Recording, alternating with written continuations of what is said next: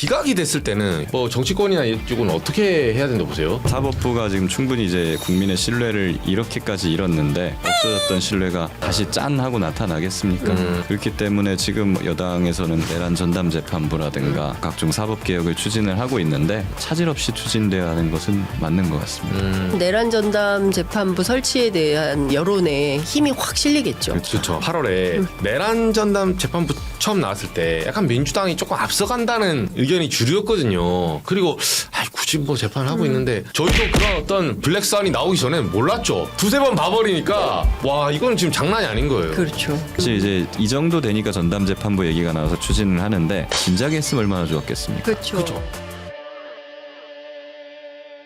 기각이 됐을 때는 경우의 수로 봤을 때 뭐 여러 가지 있는데 시민들은 어떻게 해야 됩니까? 우리는 어떻게 해야 됩니까? 시민들은 기각이 되면 앞서 말씀드린 대로 저는 뭐 촛불행동을 비롯해서 집회가 예정돼 있는 걸로 알고 있고 지금 아마 철야 당식 농성하는 걸로 알고 있거든요. 네. 법원 앞에서. 근데 그런 직접 행동이 이제 그 분출되겠죠.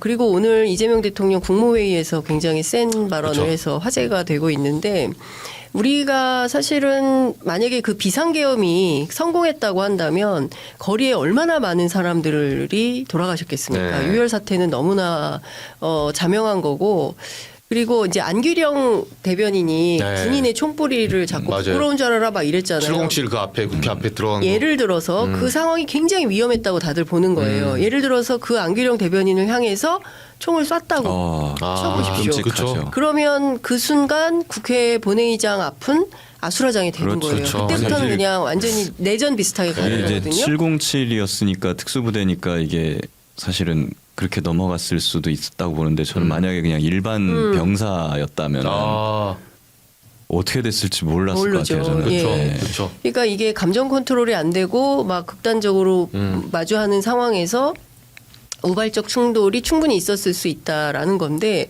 그런 것들을 다 생각하면 다 죽을 뻔했던 거예요.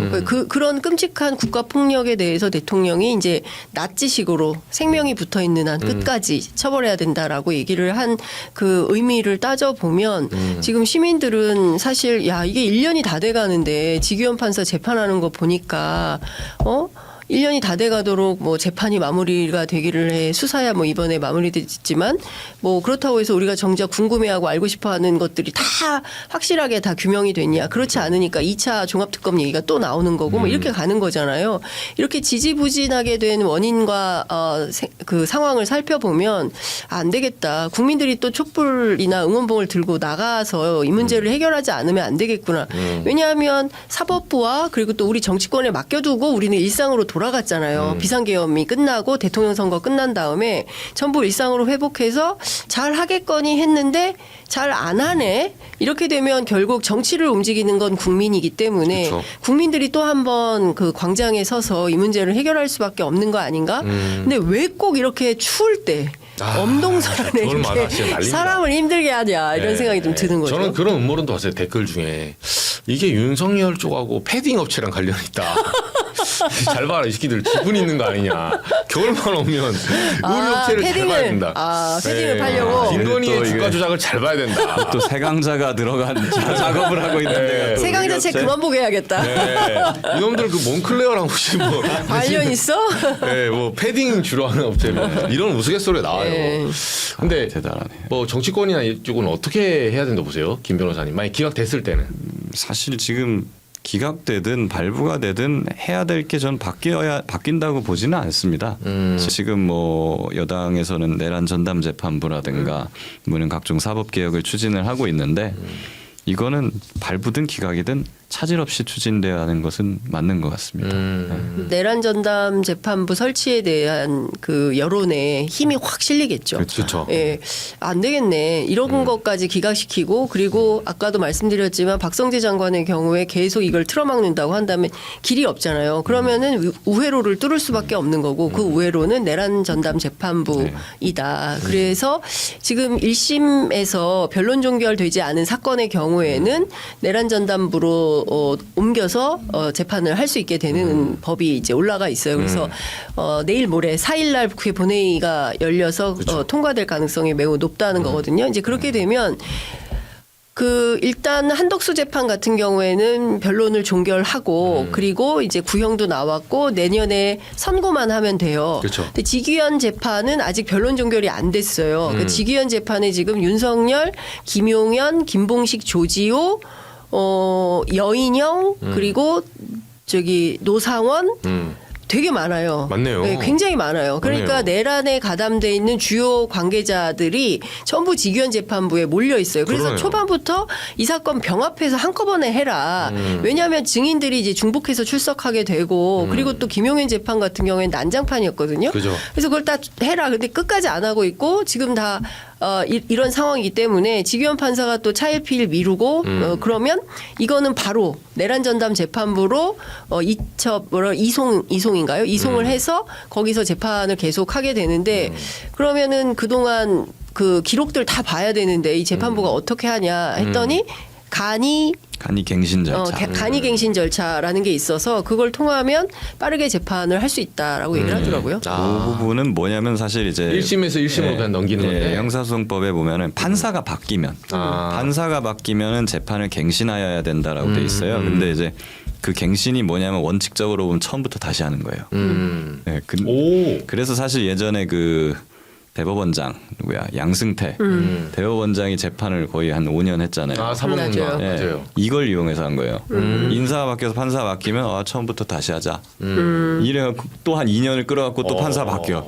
또 처음부터 다시 이게 하자. 일종의 지연 전략으로 쓸 수도 예, 있겠네요. 그걸 썼던 거거든요. 근데 그 양승태 덕분에 형사소송 규칙을 법원에서 개정을 해가지고 그 갱신 절차를 굉장히 간이하게 빠르게 할 수 있게끔 만들었어요. 뭐 녹음 테이프를 처음부터 다시 다 재생해야 된다 이런 거였는데 그거 안 해도 된다. 요지만 고지하면 된다. 예를 들면 이런 식으로 할 수 있게 돼 있어서 비교적 빠른 시간 안에 갱신을 할 수 있을 걸로는 보여요. 근데 그래도 한 몇 주는 걸릴 것 같기는 한데 예. 근데 그러니까 1월 18일, 그러니까 그 누구죠 윤석열의 구속 만기 구속 만기. 전에 그렇죠. 해결이 될까요? 예. 그게 중요한데. 안 그러면 풀렸을 수 그 안에는 안 될 가능성도 있어요. 여러 가지로 봤을 때. 그렇지만은 윤석열 같은 경우에는 1월 18일 전에 그 새로운 재판부 일반 일반 이적죄를 이적죄. 담당하는 36부인가 거기서 새로운 구속영장을 발부를 해야 되는 거죠. 사실 그렇게 해서 연장을 하는 게 맞습니다. 다소 좀 복잡한 것 같아요. 그러네요. 지금 내란 전담 재판부가 설치가 되면 거기에 이제 지금 그 3명, 그러니까 헌법재판소장, 그다음에 법무부 장관이 3인, 헌법재판소장이 3인, 그다음에 한 군데가 어디더라? 이제 세 군데에서 3인씩 추천해서 대법원장이 판사회의. 판사회의, 정판사회 예, 맞아요. 판사회의에서 네. 3명. 그래서 대법원장이 임명하는 거죠. 최종 2명이 후보로 올라와서. 예. 근데 이게 지금 대의제가 완전히 그 흔들리면서 무너져 버린 게 어쨌든 우리가 사법부가 그 어떤 형사 사건에 이런 사회의 마지막 설거지통이에요. 어떻게 보면 법대로 하자 이 끝단에는 사실 그렇죠. 대법원이 있는 거예요. 맞아요. 네, 법대로 해 이렇게 사람들이 말할 때는 1심, 2심, 3심까지 이제 보통 가서 대법원 가서 인정하는 거는 사람들이 여러 가지 있지만 뭐 변호사님 더 잘 아시지만 그게 안 맞아도 그러니까 재심 재판이 나오는 이거 그거예요. 여기서는 끝내야 된다 이거야. 웬만하면 평생 재판만 할 거냐 이거죠. 근데 통상은 납득 가능한 정도의 논리를 갖고 있어요. 사법부라는 게. 근데 지금 요새 하는 짓 보면 저도 이제 우리 장 선배님도 그 원래 저희도 방송할 때 쭉 보면 8월에 내란 전담 재판부 처음 나왔을 때 약간 민주당이 조금 앞서간다는 이런 의견이 주류였거든요. 저희도 그런 어떤 블랙스완이 나오기 전에는 몰랐죠. 검은 백조가 있는지 저도 몰랐어요. 근데 그 두세 번 봐버리니까 와 이건 지금 장난이 아닌 거예요. 그렇죠. 그래서 사실은 이제 상식을 가지고 그냥 대응을 하고 평상시에도 일반적으로 그 상식에 의거해서 준비를 하는 게 중요하거든요. 사실 이제 이 정도 되니까 전담재판부 얘기가 나와서 추진을 하는데 진작에 했으면 얼마나 좋았겠습니까? 그렇죠. 그렇기 때문에 저는 이제 민주당이 한 발 좀 앞서갔으면 좋겠다 하는 부분이 있어요. 뭔가 항상 꼭 터졌을 때 뭘 하려고 하지 그러니까. 말고 그쵸. 미리미리 대비를 하는 게 필요하고 그걸 대비할 때는 꼭 니들이 이거 하니까 우리는 보복하듯이 이렇게 할 거야라는 스탠스를 보여주기보다는 이게 옳은 길이니까 사법개혁 차원에서 우리는 너희들과 상관없이 꾸준히 이걸 추진할 거야라는 모습을 차근차근 나아가는 모습을 보여주는 게 중요한데 지금 상황에서 내란 전담 재판부 이후의 것도 미리 같이 준비를 했으면 좋겠다 하는 것이 저는 이제 사실 개헌과 맞물리는 거고 개헌도 좀 준비를 많이 했으면 좋겠고 그걸 한다면 사법개혁에 있어서 우리가 검사를 수사하는 기관이 없다고 해서 공수처를 만들어놨잖아요.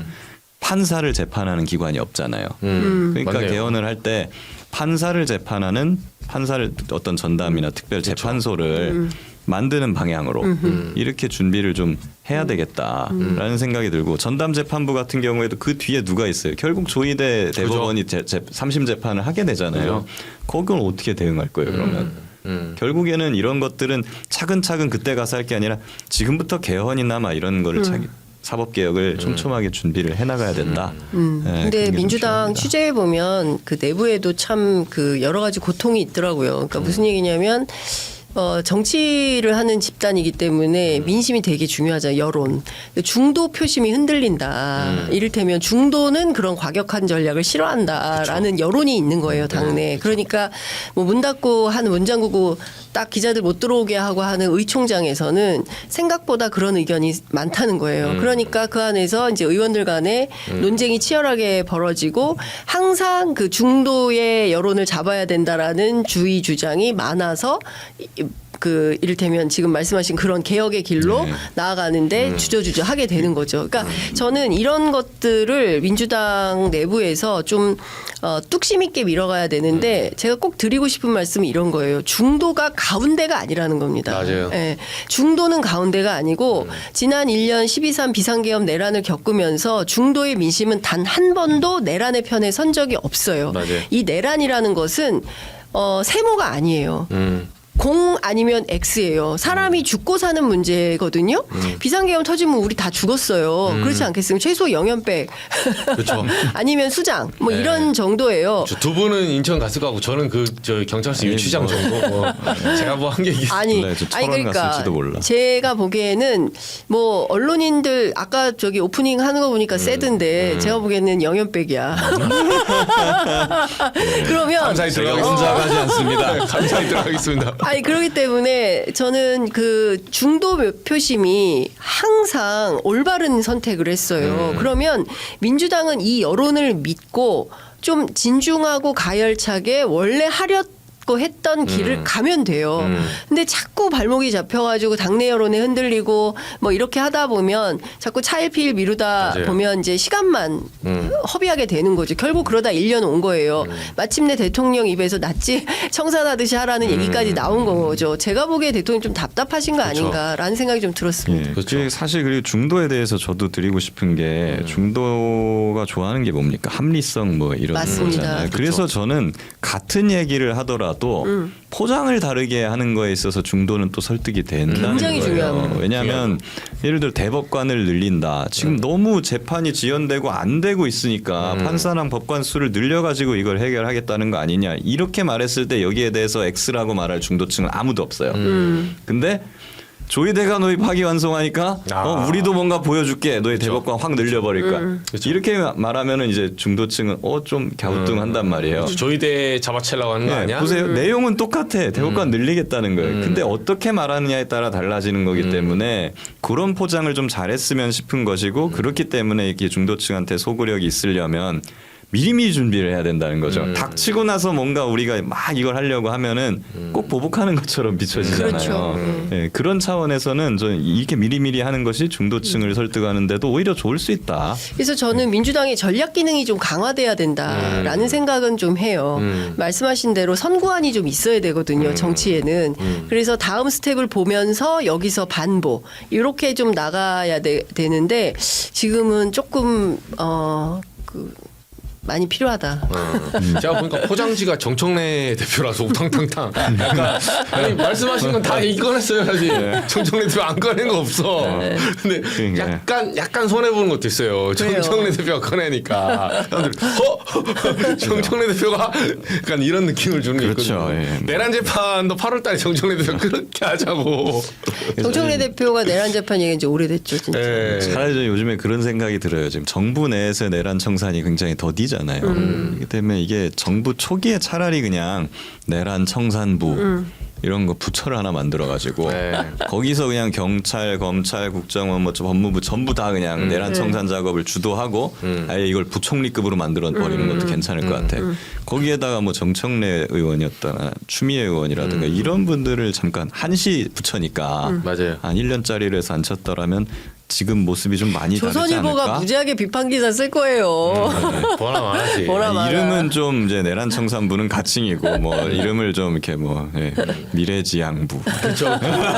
아니 근데 저는 지금 그 헌법소 TF 하고 있잖아요. 그래서 그 공무원들 가운데 내란의 헌법 존중 TF. 그렇죠. 헌법 존중 네. TF 내란에 부역했던 그 간부들에 대한 그렇죠. 승진이 있으면 안 되니까 이제 그걸 좀 걸러내는 차원에서 심사를 한다. 근데 이것도 막 뭐 휴대폰 다 열어본다, 뭐 사생활 침해다, 막 그렇게 논쟁이 막 확산됐었는데 그런 것을 제가 보기에는 그 특검이 출범할 때, 특검 출범할 때 이제 그 사법부 차원에서 특검이 출범하니 정부 차원에서는 헌법 존중 TF 같은 거를 만들어서 이후에 내년에 있을 인사에 반영하겠다. 그렇게 해서 했으면 조금 더 정치하게 진행이 될 수 있었지 않을까라는 아쉬움은 있습니다. 예. 이게 좀 안타까운데 저도 이제 제보를 받아보잖아요. 이거 헌법 존중 TF 만든 다음에 제보 겁나 들어온대요. 네, 이 익명으로 지금 들어오기 때문에. 네. 그리고 익명으로 들어온다 해서 그 공무원의 공무 단인권이 있기 때문에 무조건 침해하는 게 아니에요. 휴대폰 내기 싫으면 안 내면 돼요. 그렇죠. 네, 대신에 안 낸다고 해서 모든 사안이 끝나지는 않거든요. 그 뭐 안내 가지고 발생하는 거는 뭐 본인이 감당을 하는 것이죠. 네. 근데 그 국무조정실장 제가 통화를 했는데 본인들이 낸대요. 네요, 네. 본인들이 왜냐하면 네. 이게 증거다라고 내는 거고 그리고 나는 그런 사실이 없다라고 본인의 어떤 그 무고함을 입증하려고 할 입증하는 때도 휴대폰을 제출하고 그래서 네. 이거는 정부가 원하지 않아도 본인의 그 이제 사건화가 되면 적극적으로 휴대폰 제출을 한다라는 것이고 맞습니다. 모든 공무원에 대해서 휴대폰을 다 보는 게 아니거든요. 그렇죠. 그리고 본인이 거부하면 절대로 볼 수가 없고 사실 개인정보보호법에 맞습니다. 따라서 사실 제가 정부 출범 전에 이거 특검 이야기가 나올 때마다 강조한 게 있었는데 특검보다 특조위가 훨씬 더 효과적일 때가 있다. 예. 특검은 영장을 받아야 되잖아요. 그렇죠. 예. 근데 특조위나 이런 데는 행정조사권 발동이기 때문에 영장이 필요가 없어요. 수원 브라더스가 개입할 여지가 없단 말이에요. 이에 대해서. 그렇기 때문에 특조위가 때로는 더 효율적이다. 특히 공무원을 상대로 조사를 할 때는 공무원은 사실상 거의 협조해야 될 의무가 있으니까. 맞아요. 그래서 공무원이나 공공기관으로는 특조위로 가고 민간이나 막 이런 좀 협조 의무가 없는 데는 특검으로 가고 이게 좀 병행하는 것이 필요하다라는 말씀을 드렸던 적이 있는데 그게 이걸 두고 하는 말이었거든요. 네. 그게 좀 이게- 아쉬워요. 빨리 좀 그 유병호 타이거파 있죠. 네. 안에서 이제 제보가 뭐냐면 그거예요. 이게 이제 해방이 됐는데 독립군이 대우는 못 받을 망정 노독술이 갑자기 올라온 거야. 그건 아니지. 그렇죠. 그러니까 당시에 그 조은석 특검하고 같은 팀인 분들이 있거든요. 그래서 21건 가지고 이거 국민제한 그 감사 청구한 거 검찰로 고발해 버렸어요. 넘겨버렸어. 네. 아니 21g 그 대표 와이프가 샤넬백 같이 바꾸러 갔잖아요. 그러니까요. 네. 그걸로 끝난 거야 사실은. 감사 21g이 뭔데 그걸 김건희 백을 바꾸러 갑니까? 말도 안 되는 거죠. 네, 그래서 그거를 국민감사 청구해가지고 넘겼는데 검찰이 고발했어요. 네. 혐의가 있다고. 근데 징계 먹었어 이 팀이. 세상에. 네, 징계 먹고 복구가 안 됐어요 지금. 어. 그래서 지금 봄은 왔는데 봄이 오지 않은 거야. 그런 데가 되게 많은 거예요. 엄청 많아요. 군도 마찬가지고. 네, 소가리를 하는데 그렇다고 거에 특검이 조사할 정도의 캐파는 네. 아니거든. 솔직히 이런 말해서. 거에 대한 저항이 내부적으로도 엄청나게 또 심한 거예요. 이게 지금 보면은 사실 해방 직후에 그게 이해가 되는 거예요. 아 이랬겠다 진짜 그 네, 당시에도 이거예요. 뭐 이런 사람들에 대해서 화끈하게 그냥 좀 철판 깔고 제압을 하도록 나가야 되는데 그렇죠. 그런 부분이 좀 많이 아쉽죠 지금. 내란 청산부 얘기를 했던 게 그 바로 그 근신 시빌했다가 강등시켰던 김상환 준장. 네. 그걸 보고 제가 생각난 거예요. 왜 그러냐면 이걸 각 부처에 맡겨 놓으니까 징계를 하면은 누가 징계합니까? 똑같은 그 그쵸. 근처 그보다 그나물의 조금 그밥. 더 높은 선배 계급들이 네. 와가지고 군인들이 징계를 하는데 그들이 그냥 다 팔이 안으로 굽는다고. 그렇죠. 그러니까 근신 10일 나오고 임기훈 전 국방비서관 같은 경우에도 좀 그죠. 정직 1개월 나와버리는 그러니까 거예요. 말도 이런 안 죄를 되죠. 지는 사람들이. 그러니까 이게 만약에 내란 청산부나 뭐 이런 중앙의 어떤 TF가 있었더라면 사실은 내란에 대한 징계 양정 기준이라는 게 있을 수가 없죠. 없잖아요. 그런 게. 그렇죠. 이거 일반 징계 양정 기준 갖고 한 거예요. 이거를 다 봐줄 수 있게 다 돼 있거든. 그게. 그러니까 내란 청산부가 있었으면은 내란이나 이런 거에 대한 징계 양정 기준부터 만들었을 것이고, 요 기준대로 징계를 했을 것이고, 거기에 외부 인원도 들어갔을 것이고 하니까 이런 일이 없었겠죠. 근데 이거를 이제 개별 부처에다가 단위에다 다 맡겨버리니까 우왕좌왕하다 이런 일이 생긴다는 거예요. 그래서 제가 이거 얘기 들어보니까 아까 국방부 얘기하는데 진짜 최근에 그 무슨 헌법종준 TF, 네. 무슨 헌법가치 TF 이런 게 많아요. 각 부서 있는데 심지어 최근에 그 TF가 한번 우당탕탕한 부처도 있어요. 그냥 안에 그러니까 반민특위 했는데 친일파가 들어와 있는 거야. 반민족이지. 그러니까 노덕술이 들어와가지고 뭐 아니, 축산 조봉함 잡아채고 이런 거예요 지금. 지금 그 사실 특검도 마찬가지잖아요. 네. 실제로 그 관봉 띠지 그 네. 남부지검에서 수사하던 팀이 들어가가지고 삼부토건하고 웰바이오텍 관련해서 이만큼 갖다 줬다는 거예요 국회의원들이. 그래서 뭔가 특검에 기대를 하고 갔더니 남부지검에서 사건 그쵸. 뭉개던 검사들이 그냥 있더라. 네. 그러니까 보고 이랬겠지. 흡사 왔어? 우리 김 변호사님이 그 공수처에 갔더니 그쵸. 이종호 변호인이 이종호 앉아 있는 것과 같은 이런 상황인 거죠. 김병현 왔어? 아, 이번에 오세훈 기소한 그 명태균 수사팀도 사실 창원지검 멤버들이 거의 그대로 가 있어요. 그죠. 네, 물론 이제 거기는 평검사들이 갔어서 조금 나은데 네. 예, 정유민 안 갔으니까. 정유미 검사장이 이번에 피의자로 조사받게 됐던데. 예. 그러니까 이런 부분이 단순히 큰 줄기에 보면 디테일 지금 악마는 디테일이 있기 때문에 여러 군데서 불만들이 많이 터져 나오고 있어요. 그리고 인사상 이제 인사처리잖아요 경찰도. 그렇죠. 이럴 때 인사 잘못해버리면 이 공직사회가 지금 위축이 문제가 아니라 이 거꾸로 가요. 맞아요. 누가 충성하겠어요.